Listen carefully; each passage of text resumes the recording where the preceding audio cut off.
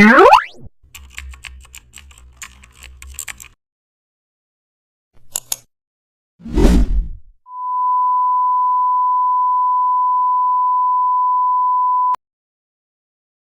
back to the channel. Don't forget to like, share and subscribe for more updates.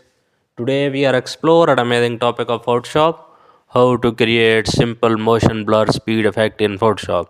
Open your image in Photoshop, duplicate the image layer using Ctrl plus J, then select duplicate layer.